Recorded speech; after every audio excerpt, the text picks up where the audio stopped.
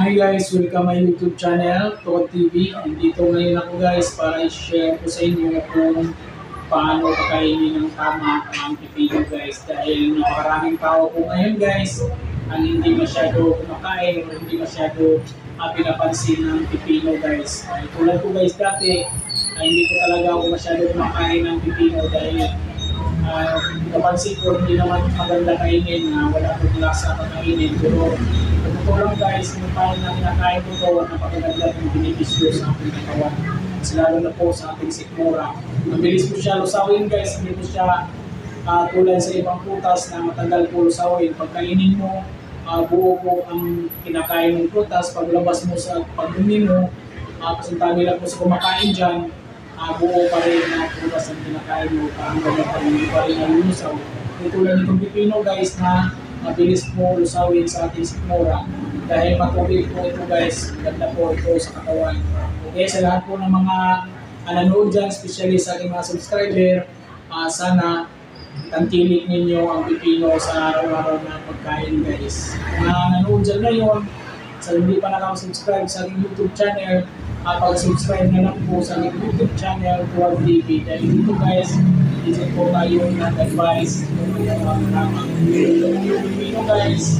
Sa mga kumakain natin ng karne guys, kasi may mga area talaga guys na kahit mahirap sila, pero bihira lang sila makakain ng gulay. Ito guys, hindi po talaga gulay ito.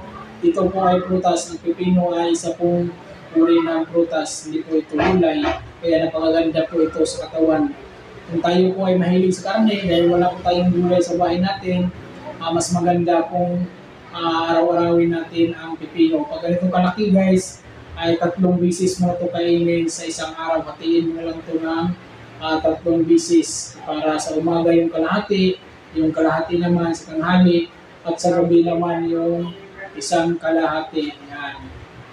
Kung mayroon naman tayong naramdaman na hindi maganda guys sa ating katawan, mas maganda kung magpakonsulta na tayo agad sa doktor, dahil yung doktor lang po talaga ang legit nakakaalam kung anong sakit ang mayroon tayo, para hindi po tayo lalala, hindi po lalala yung sakit natin at malamasan po agad ng doktor. Kailangan pumunta po tayo agad sa doktor para hindi po lalala ang ating sakit. Ito po yung mga pipino guys, yan. Bakit tinatangkili ko itong pipino guys? At ito lang talaga dati guys, hindi po masyado kumakain ito guys. Bihira lang siguro sa isang taon, isang bisis. Dahil hindi po pa po masyado baga nakakain talaga ng araw-araw guys. Kasi sa lugar namin wala rin pipino. Puro talaga karne guys. Kaya yan po ang dahilan na wala po kami masyadong gulay sa katawan. Kaya yung time talaga na marami nagsasabi na maganda ang pipino, mas lalo na kung nagkarne tayo araw-araw, wala tayo kinakain ng gulay, mas maganda kung background na lang ng pipino guys. Ito na lang yung gawin natin bali sa prutas sa katawan natin kung wala tayong gulay. Dahil may mga tao talaga na hindi masyado nakakain ng gulay dahil walang gulay yung lugar nila. Pangalawa, nagtitinda sila lagi araw-araw ng karne. Bakit bibili pa ng gulay? Mayroon namang karne. Kaya yan ang dahilan bakit karne lang po araw-araw kinakain, hindi na kumakain ng gulay. Yung iba naman, hindi marunong magluto, kaya hindi na bumibili ng gulay guys, dahil resulta walang kakain, walang gana kainin, dahil walang lasa. Kaya kailangan, ito na lang ang gagamitin natin guys, ang pipino. Talaga yung na-assist ko na yun sa pagkain ko guys, sa umaga, tanghali, at saka gabi. Itong pipino guys, napakaganda po sa katawan to guys, dahil matubig po ito. Kung may kidney kayo, wala po kayong problema guys, dahil matubig po ito. Napakaganda kung may kidney tayo, maganda kung makain tayo ng mga matubig na mga prutas tulad ng mga pipino o kahit anong prutas na matubig guys. Napakaganda po talaga sa katawan ang pipino.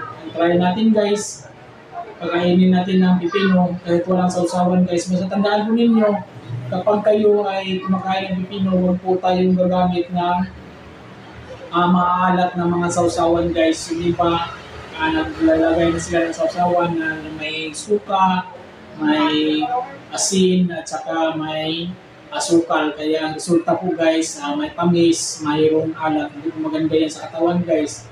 Kaya kailangan kapag kumain tayo ng pipino, kung gumawa tayo ng sausawan guys, pwede tubig na lang o kaya kunting suka at saka kunting asin. Hindi masyadong maasim, hindi masyadong maalat. Yan lang yung magandang sausawan sa katawan guys. Hindi na tayo na kailangan na mas masyadong matamis pa o masyadong maalat yung gawin nating sausawan. Yan. Try natin guys. Ito po yung pipino. Mahilig po talaga ako kumakain ng pipino guys dahil kami po guys ay bihira lang po makakain ng gulay kaya dito na lang po bumabawi sa pipino guys. Kahit walang gulay yung katawan natin, pero may pipino naman, maganda pa rin ang resulta guys sa katawan natin dahil mayroon po bakang na pipino sa katawan natin. Yan, try natin guys. Ito kinakain ko minsan guys, wala po talagang sausawan. Pag minsan nawalan ako ng lasa, ginawa ko yung asin kunti at saka tubig yun lang, hindi na ako magamit. Kung may suka man, kunting suka lang, ayaw ko rin na masyadong maasim. Dahil hindi ko maganda masyadong maasim sa katawan natin. Ito po yung pipino guys.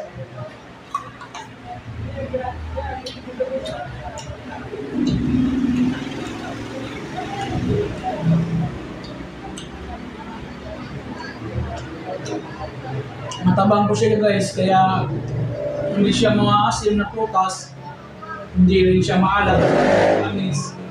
Hindi po siya lahat, wala po siya, kaya mild po yung lasa niya. Kaya pwede mo siya araw-arawin guys, umaga, tanghali at saka gabi. At saka mabilis po siya lusawin sa ismura. Hindi po talaga ibang isturan ng ibang prutas na matagal lusawin sa ating sikmura guys. Kaya sintabi lang po sa kumakain dyan. Kapag bumungit na po tayo, buo pa po ang mga kinakain natin. Hindi po masyadong malusaw. Tulad nito guys, mabilis po siya lusawin. Mas maganda talaga guys yung pipino is balatan na lang natin bago natin kainin. Pero dito guys, dahil bihira lang talaga akong kumakain ng gulay, kaya kinakain ko guys pati na lang ng balat. Okay naman siya guys, wala namang problema sa katawan.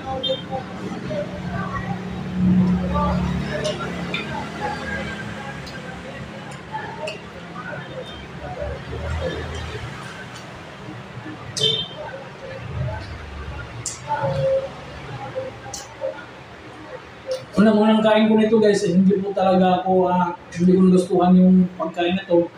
Pero kapag nagsanay po tayo guys, maganda po talaga sa katawan natin. Kahit araw-arawin pa natin, wala po talagang problema.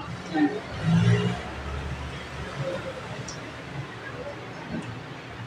Basta tandaan po ninyo, kapag mayroon po tayong naramdaman ulit, mas maganda kung magsitama tayo sa doktor guys, huwag po natin tagalan. Dalawang klase po yung pipino guys, may mga pipino na medyo matigas na po yung buto, kung na lang po natin lulukin kasali yung buto. Tanggalin na lang po natin medyo yung buto. Dahil may pipino guys na matigas na yung buto, dahil medyo matagal na po siya. Kaya medyo matigas na po siya. Tulad nito guys, may kaunting tigas na po yung buto niya. Huwag na lang po natin isali pagkain, tanggalin na lang natin. Yan. Kung mga nagtatanong dyan, pwede po talaga kainin araw-araw kahit may balat.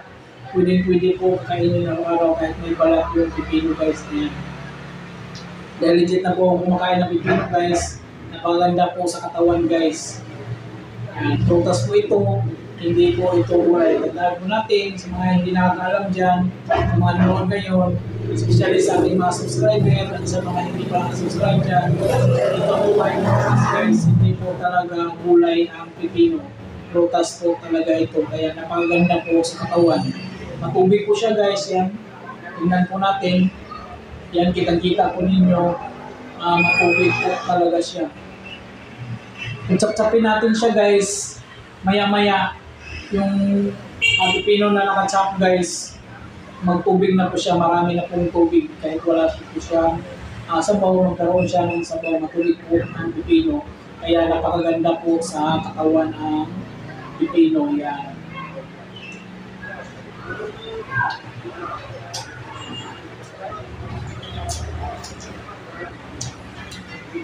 Okay, thank you very much po sa lahat ng mga nanood ngayon.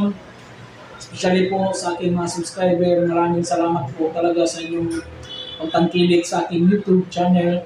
Dahil hindi po talaga mabuo yung ko guys, hindi po mabuo ang channel na to kung wala po kayo. Maraming salamat po sa inyong lahat.